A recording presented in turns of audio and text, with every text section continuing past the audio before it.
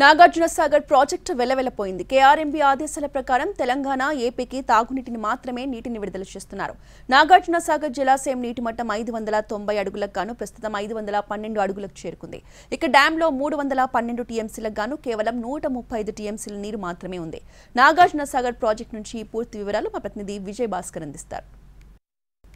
తెలుగు రాష్ట్రాల వరప్రదాయన నాగార్జున సాగర్ ప్రాజెక్టుకు జలకళ లేక వెలవెలబోతుంది. తీవ్ర వర్షాభావ పరిస్థితులకు తోడు కృష్ణా ఆయకట్టు ప్రాంతంలో సాగునీరు లేకపోవడంతో నాగార్జున సాగర్ ప్రాజెక్టు వెలవెలబోతున్న పరిస్థితి. ప్రస్తుతం నాగార్జున సాగర్ ప్రాజెక్టు పరిస్థితిని ఒకసారి మనం విజువల్స్లో చూడొచ్చు. మనకు విజువల్స్లో క్రస్ట్ గేట్లు కనిపిస్తూ ఉన్నాయి. క్రస్ట్ గేట్లకు చాలా కింది భాగంలో నీరు నిల్వ ఉంది. అంటే క్రస్ట్ గేట్ దాటుకొని కిందికి నీరు వెళ్లే పరిస్థితి అయితే ఖచ్చితంగా లేదు. మళ్ళీ వానాకాలంలో సకాలంలో వర్షాలు కురిసి క్రస్ట్ గేట్లు దాటుకొని గరిష్ట నీటి మట్టానికి చేరుకుంటేనే తప్ప నాగార్జున సాగర్ క్రస్ట్ గేట్లను దాటుకొని కిందికి వెళ్లే అవకాశం అయితే ఉంది. అప్పటి వరకు నాగార్జున సాగర్ క్రస్ట్ గేట్లు తెరుచుకునే అవకాశం అయితే లేదనే చెప్పొచ్చు. ఇప్పుడున్న విజువల్స్లో మనం చూస్తున్న దాని ప్రకారం క్రస్ట్ గేట్ల నుంచి ఎట్టి పరిస్థితుల్లో దిగువకు నీటి విడుదల చేసే అవకాశం అయితే లేదు. ఇక కృష్ణా ఎగువన నీటి విడుదల అవకాశం లేదు. ఎగువన ఉన్న ప్రాజెక్టుల నుంచి నీరు వచ్చే అవకాశం లేదు.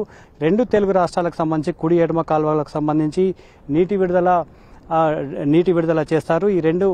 ఈ రెండు కాలువల ద్వారా కేవలం ఇప్పుడున్న పరిస్థితులు, ఇప్పుడున్న నీటి నిల్వ ఆధారంగా కేవలం తాగునీటి మాత్రమే నీటిని విడుదల చేసే అవకాశం ఉందని అధికారులు చెప్తా ఉన్నారు. ఇప్పటికే సాగునీటిని చివరి దశలో ఉన్న పంటను రక్షించుకోవడానికి సాగునీటిని విడుదల చేయాలని రెండు రాష్ట్రాల ప్రజలు విజ్ఞప్తి చేస్తా ఉన్నారు, రైతులు విజ్ఞప్తి చేస్తున్నారు. మరోవైపు కేఆర్ఎంబీ ఒత్తిడి తీసుకొస్తున్నప్పటికీ కూడా ప్రస్తుతం డెడ్ స్టోరేజ్కి చేరుకున్న నేపథ్యంలో సాగునీటికి నీటిని విడుదల చేసే లేదని ఇప్పటికే కేఆర్ఎంబీ స్పష్టం చేసింది. ప్రస్తుతం ఎడమకాల ద్వారా 2500 క్యూసెక్ల నీరు దిగువకు విడుదలవుతుంది. నిన్న మొన్నటి వరకు కుడికాల ద్వారా నీటిని విడుదల చేశారు. ఇక కృష్ణా ఆయకట్టుకు సంబంధించి కృష్ణా పరివాహక ప్రాంతంలో ఈ సీజన్లో కురవాల్సినంత వర్షాలు కురవలేదు.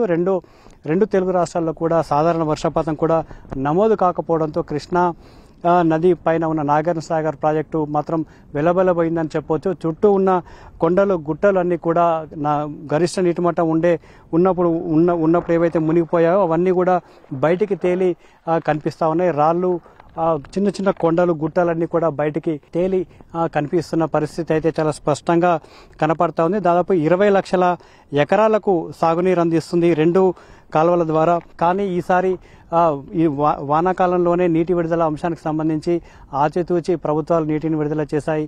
ఇక వేసవికాలం యాసంగికి సంబంధించి పంటకు సంబంధించి కూడా అధికారులు డిమాండ్ మేరకు మాత్రమే విడుదల చేశారు. కానీ ఎప్పటికప్పుడు అడుగంటున్న జలాలతో ఈసారి ఈ యాసంగి పంటకు సంబంధించి చివరి పంటలను రక్షించుకునే ప్రయత్నం అయితే చేశారు. కానీ అది సాధ్యపడలేదు.